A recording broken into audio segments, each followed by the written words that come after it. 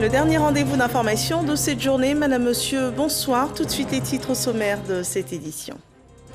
Santé, économie, sécurité aux frontières et lutte contre le trafic de drogue, les grandes thématiques du Conseil des ministres tenu ce mercredi 16 juillet 2021. Le développement de ces sujets dans le résumé de la réunion gouvernementale proposée à l'entame de ce journal.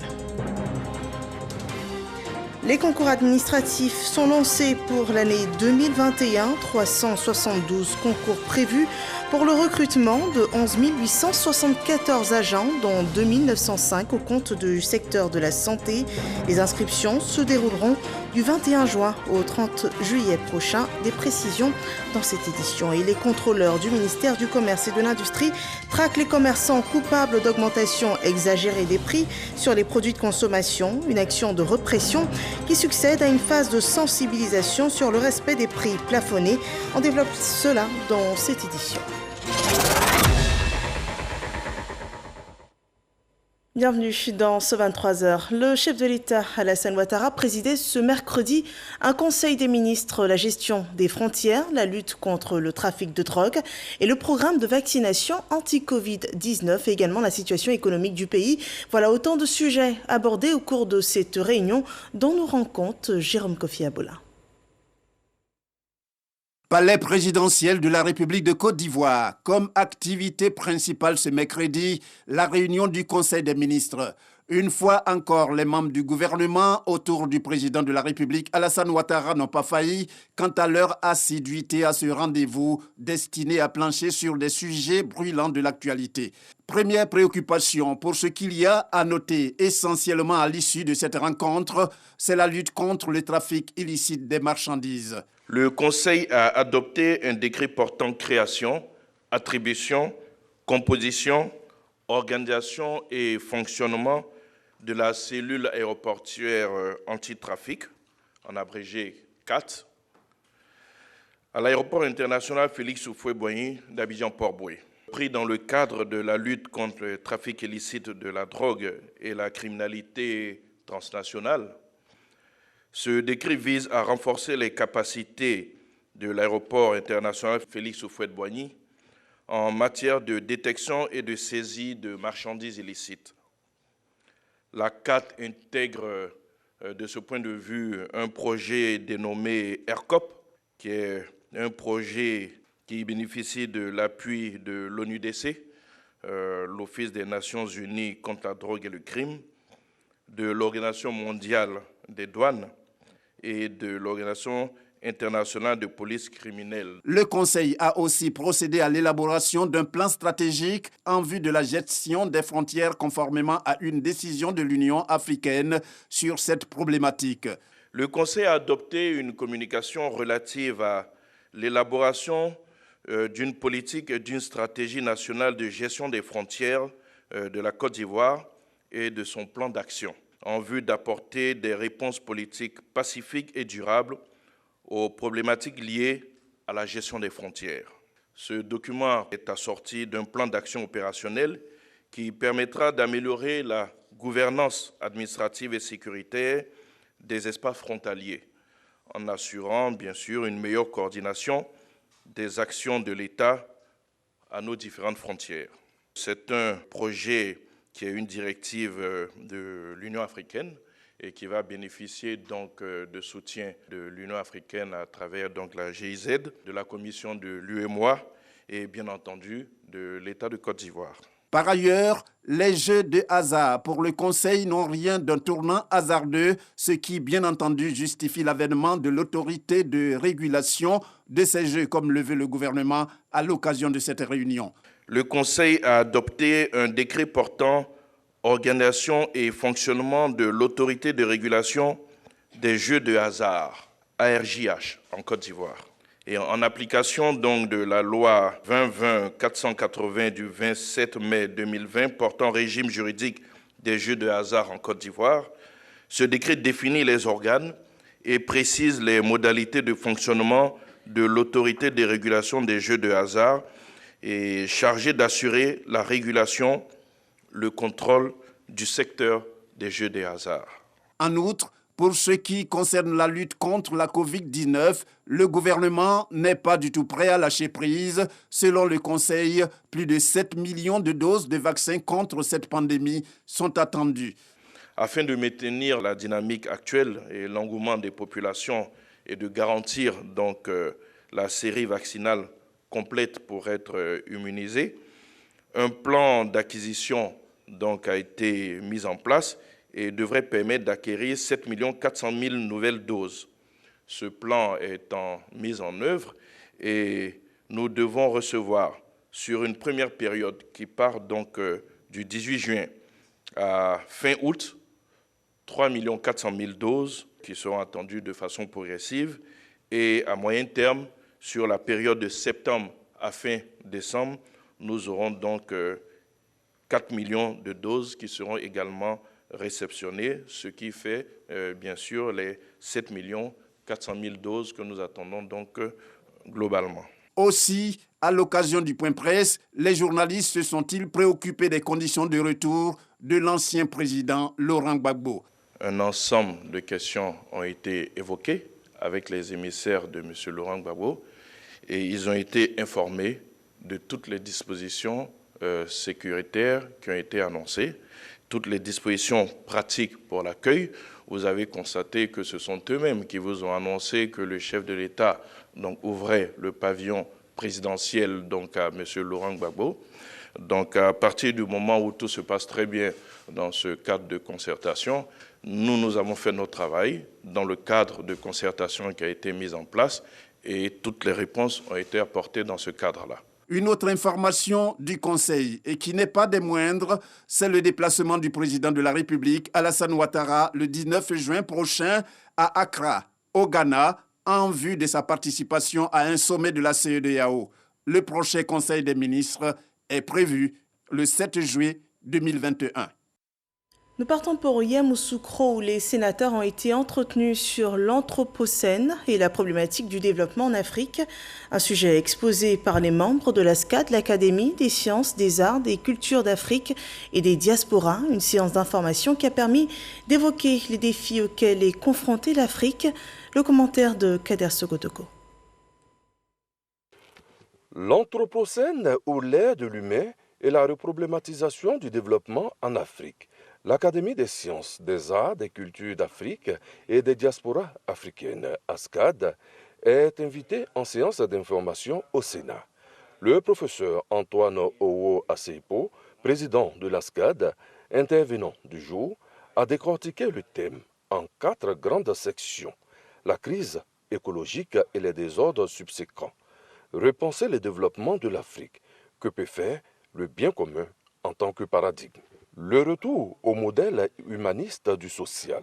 Et enfin, les implications en planification stratégique. Il s'agit du changement. Nous étions dans une problématique de dualité et même souvent de confrontation, puisque nous ne sommes pas réconciliés avec la nature. Nous allons maintenant vers une problématique de symbiose. C'est tout simple. Et pour passer d'un système à l'autre, il faut réfléchir, parce que ce n'est pas de l'automatisme. Une vision nette pour les sénateurs présents. Des intellectuels, des sachants, qui viennent nous nourrir pour demain, pour nos actions de demain. Nous les remercions, nous nous en félicitons et nous remercions le président Oussou Janou qui a voulu que cela se fasse. L'Académie des sciences, des arts, des cultures d'Afrique et des diasporas africaines, ASCAD, a été créée le 1er septembre 2003. Organisme public spécial, l'ASCAD contribue au développement et au rayonnement des sciences, des arts, des cultures d'Afrique et des diasporas africaines en vue de la croissance économique, du progrès social, du développement intégral de la personne et de la culture de la paix. La session 2021 des concours de la fonction publique est lancée. 11 874 postes budgétaires sont prévus pour 372 concours administratifs. La phase des inscriptions et le dépôt des dossiers physiques se déroulera du 21 juin au 31 juillet prochain. Nous en parlons avec Kraskando. Les concours administratifs de la fonction publique session 2021 sont lancés. La phase des inscriptions démarre du lundi 21 juin au vendredi 30 juillet 2021 Sur le site du ministère de la fonction publique, les compositions s'étendent sur la période allant du 18 septembre au 31 octobre 2021 et se déroulent tous les samedis et dimanches. Des réformes visant à faciliter l'accès équitable de tous ont été entreprises. Les cours de préparation en présentiel ont été supprimés au profit des cours de préparation en ligne gratuits. Pour réduire les coûts de la participation au concours et renforcer l'équité entre tous les candidats. Le renforcement de la politique de déconcentration des concours dans les régions avec l'extension aux villes. Les concours se dérouleront dans les villes d'Abidjan, d'Abengourou, de Bondoukou, de Bouaké, de Daloa, de Gagnoa, de Mans, de Korogo, de San Pedro et de Yamoussoukro. 372 concours seront organisés en vue du recrutement de 11 874 agents, dont 2 905 au compte du secteur de la santé. La phase de délibération et de publication des résultats se déroulera en 4 séquences, les vendredis 8 et 29 octobre 2021 et les vendredis 12 et 26 novembre 2021. Notre ambition est de mettre à la disposition des administrations publiques des ressources humaines de qualité recrutées par voie de concours. L'organisation de ces concours doit rassurer les candidats et les populations afin de taire définitivement les supputations malveillantes et les suspicions. Selon la ministre Anne-Désirée Ouloto, de 2014 à 2020, l'organisation des concours administratifs a permis à plus de 60 000 personnes recrutées d'intégrer la fonction publique. C'est d'autres sujets en une de ce journal. La hausse illégale des prix sur certains produits de consommation est encore constatée alors que le ministère du Commerce et de l'Industrie avait en accord avec les commerçants convenu de leur plafonnement. Après avoir sensibilisé, les contrôleurs passent à la répression. On le voit avec Lanciné Bakayoko. Fini la sensibilisation, place à la répression. Cet après-midi, nous suivons une équipe de la direction régionale de Yopougon. Première escale, quartier Ananéré, chez ce vendeur de ciment. Ici, pas de problème, le commerçant est en règle. On est obligé de prendre les transporteurs. Quand on prend les transporteurs aussi, c'est un peu cher que par rapport à nous-mêmes, on va directement pour faire notre commande. Quand on fait notre commande aussi, ça peut faire 2 semaines, 20 jours, ça ne gagne pas.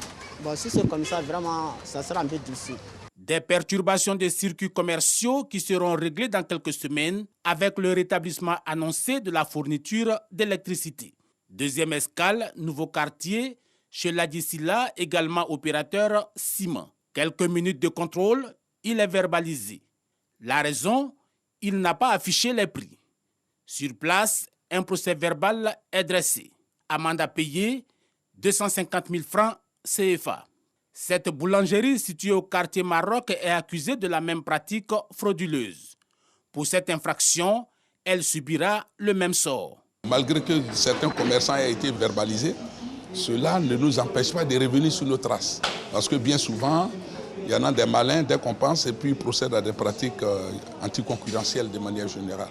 Donc aujourd'hui, tous les secteurs d'activité en toile de fond, les 3 secteurs essentiels qui sont la viande, le pain et le ciment, mais nous en profitons pour jeter un regard sur tous les secteurs d'activité. Des interpellations globalement bien comprises au niveau des surfaces commerciales visitées par les populations. Dans cette supérette, non loin de là, pas question de se mettre en travers des directives arrêtées. Nous sommes une société citoyenne, donc tout ce qui vient du ministère du Commerce, on doit suivre à la lettre pour donner un bon nom à notre société. Donc par rapport à ça aussi, pour les employés qui travaillent, on doit suivre pour être mieux notés, pour être mieux vus. À travers ces contrôles intensifs, les équipes du ministère du Commerce veulent montrer leur détermination à œuvrer pour la préservation du pouvoir d'achat des populations. Déjà, pour cet après-midi, mission accomplie. Un rafraîchissement bien mérité. Et on passe aussi à l'action quand il s'agit de lutte contre la faim. La 42e session de la conférence de la FAO a pour objectif d'encourager la mise en pratique des connaissances dans la transformation numérique, la promotion de l'aquaculture et le développement rural durable. Représentant la Côte d'Ivoire, le ministre de l'Agriculture, Kobena Kwasi Adjumani, a fait le point de la lutte contre la faim dans notre pays, la Côte d'Ivoire. Le détail avec Dangui Dangui. Des centaines de millions de personnes souffraient de la faim et la malnutrition en accablait des milliards d'autres bien avant la COVID-19. La pandémie a exacerbé la situation, selon les experts. C'est dans ce contexte que s'est tenue par visioconférence la 42e session de la conférence de la FAO, avec pour thème « Transformation des systèmes agroalimentaires, de la stratégie à l'action ».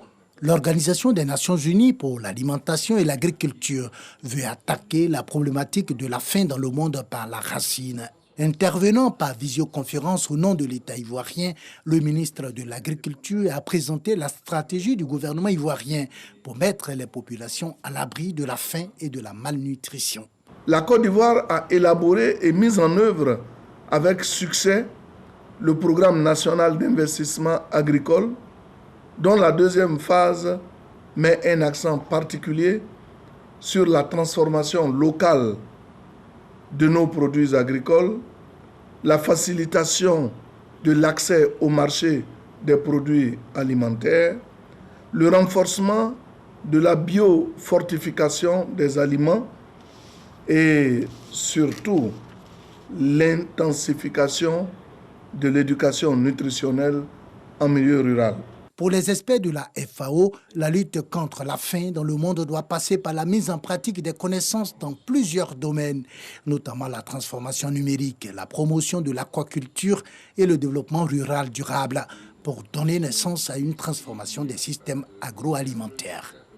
L'enfant africain est célébré ce 16 juin. C'est une journée en souvenir du massacre de centaines d'enfants lors de la marche pour leurs droits à Soweto, en Afrique du Sud. C'était le 16 juin 1976. À Korogo, les enfants ont été entretenus à cette occasion sur leurs droits et devoirs pour les préparer à être des adultes équilibrés et aussi mettre fin au travail des enfants. Ami Sissoko. Comment lutter contre le travail des enfants et préparer des adultes équilibrés? La journée de l'enfant africain ce 16 juin à Korogo, moment choisi pour donner la parole aux enfants et attirer l'attention sur leurs droits fondamentaux. Entre autres, le droit à l'éducation et à la santé, et également appeler à un engagement en faveur de leur protection. Une initiative de l'UNICEF.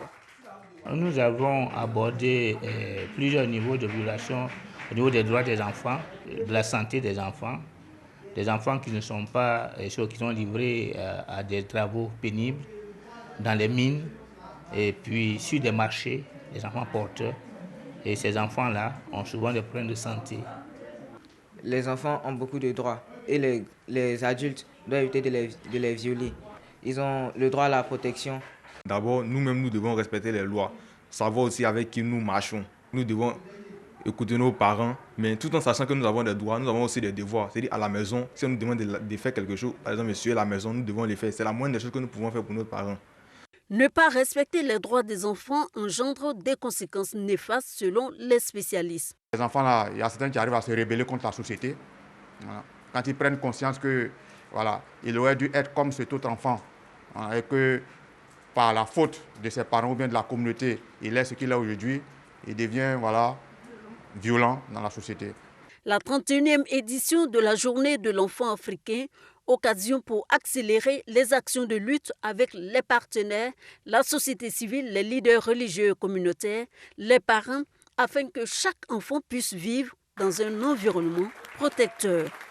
Et sachez que la célébration de cette journée s'articule autour de la protection des enfants en Côte d'Ivoire. Bilan et perspective 30 ans après l'adoption de la Charte africaine des droits et du bien-être de l'enfant. Qatar Airways ouvre la desserte d'Abidjan. Les voyageurs peuvent désormais rallier Abidjan et Doha par vol direct. Le vol inaugural a été accueilli ce jour en présence des ministres des Transports, du Tourisme et celui du Commerce. Puisqu'une liaison aérienne, c'est une ouverture du ciel du Qatar qui permettra de renforcer les échanges entre la Côte d'Ivoire et le continent asiatique. Nous en parlons avec Lancine Bakayoko. Avec 3 vols directs hebdomadaires entre Abidjan et Doha, Qatar Airways connecte la Côte d'Ivoire au Moyen-Orient et plus largement à l'Asie. Un avion configuré 22 sièges classe affaires, 232 sièges classe économique et 15 tonnes de fret.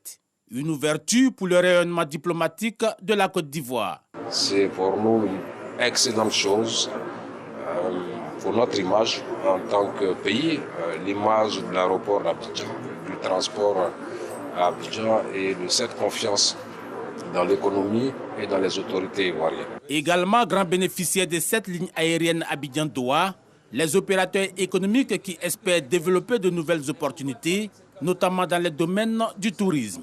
Le gouvernement s'engage à tout mettre en œuvre en vue de faire aboutir tous les projets visant à rendre la destination Côte d'Ivoire attrayante. Nous allons avoir axé nos efforts sur la démarche du tourisme d'affaires principalement et ensuite pour le tourisme de loisirs, étant entendu l'énorme potentiel. Mais sans oublier aussi les investissements dans le domaine du tourisme. Et donc c'est une grande opportunité à saisir. Pour faire du transport aérien un véritable levier de développement, la Côte d'Ivoire prévoit de nouveaux investissements en infrastructure sur la plateforme de l'aéroport Félix Houphouët-Boigny d'Abidjan-Port-Boué.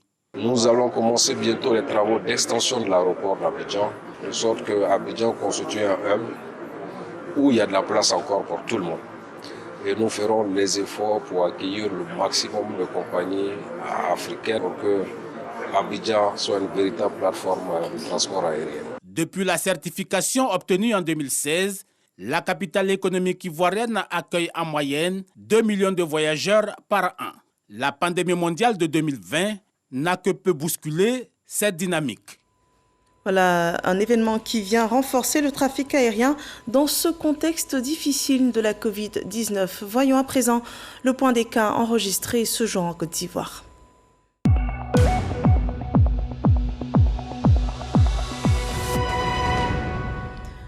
Le ministère de la Santé, de l'Hygiène publique et de la couverture maladie universelle a ce 16 juin enregistré 24 nouveaux cas de Covid-19, 56 nouvelles guérisons.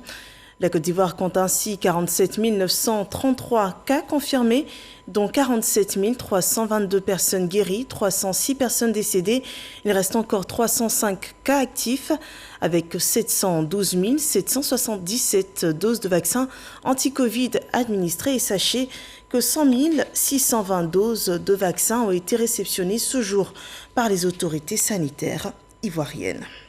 La situation de la pandémie de Covid-19 semble s'atténuer en France. Le port du masque à l'extérieur ne sera plus obligatoire dès demain, jeudi 17 juin, sauf certaines exceptions. Le couvre-feu, lui, sera levé dès le dimanche suivant. Information donnée ce jour par le Premier ministre français Jean Castex. Au vu de la baisse des contaminations avec 3200 cas quotidiens en moyenne sur 7 jours, cet allègement est le plus important depuis le deuxième confinement. Et dans la stratégie de lutte, l'objectif a été fixé à 35 millions de Français complètement vaccinés d'ici la fin du mois d'août 2021. Revenons à la gestion sanitaire en Côte d'Ivoire. Sur la lutte contre le paludisme, la 4e campagne de distribution de moustiquaires présente un bilan plutôt satisfaisant avec au moins 19 millions de moustiquaires imprégnés distribués aux ménages. Nous en parlons avec Jean-Marc Djadji. Près de 19 millions de moustiquaires distribués gratuitement aux ménages dans le pays. C'est le bilan de la campagne nationale 2021 de distribution de moustiquaires imprégnés d'insecticides à longue durée d'action MILDA. Opération qui s'est déroulée du dimanche 25 au vendredi 30 avril 2021 dans 113 districts sanitaires. Le ministre Pierre Demba et ses partenaires se disent satisfaits des résultats de cette intervention et sensibilisent les populations. Nous voulons aussi toujours comme disait Monsieur le ministre, exhorter la population pour bien utiliser les moustiquaires. 97% des personnes, des ménages identifiés, ont pu bénéficier donc, de cette distribution, ce qui permet donc d'assurer une large couverture du territoire en moustiquaires imprégnés. Donc c'est le lieu pour nous de remercier nos partenaires. En premier lieu, l'UNICEF, le Fonds mondial, les États-Unis, à travers le Fonds présidentiel de lutte contre le paludisme, également l'OMS, pour leur appui multiforme, mais pour leur appui spécifique sur cette opération. Le taux d'utilisation des moustiquaires imprégnés est passé de 50% en 2016 à plus de 63% en 2019. Grâce aux distributions gratuites des MILDA, le nombre de décès dus au paludisme est passé de 3 222 en 2017 à 1 816 en 2020, soit moins de la moitié en 3 ans en Côte d'Ivoire, selon le ministère de la Santé, de l'Hygiène publique et de la couverture maladie universelle. Dans la région du Gor, la première dame de Côte d'Ivoire, Dominique Ouattara, porte assistance aux victimes des violences électorales. Dans le village de Tehiri, les victimes des conflits intercommunautaires ont reçu, en plus d'un soutien moral, 2 millions de francs CFA. Nous en parlons avec Jean-Marc Djadji. Colette Pello-Lakpé, au chevet des populations de Tehiri, victime des événements douloureux liés à l'élection présidentielle du 31 octobre 2020. C'est au nom de la première dame Dominique Ouattara qu'elle remet la somme de 2 millions de francs CFA à ses sinistrés en présence du sous-préfet de Bayota et des chefs de village. Objectif, apporter le réconfort aux familles du village de Tehiri et inviter les jeunes à la cohésion sociale. Je vous en prie, les jeunes vous devez vous mettre ensemble. Pour rappel, les conflits intercommunautaires de Tehiri liés à la dernière crise post-électorale avaient causé des blessés et d'importants dégâts matériels.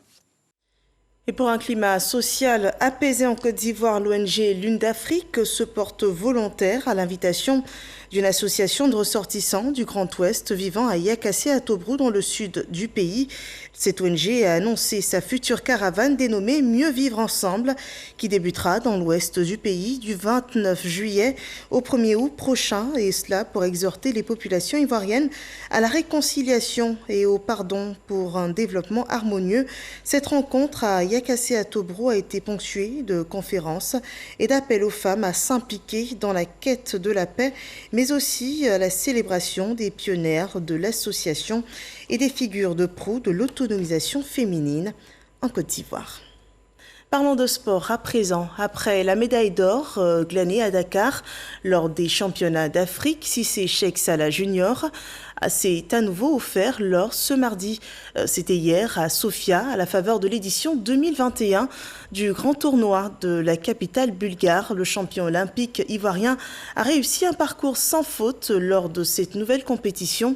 Cissé Cheikh Salah balaie tout sur son passage et se positionne comme le grand favori des moins 87 kg aux Jeux olympiques de Tokyo 2021 prévus dans quelques semaines, du 23 juillet au 8 août prochain.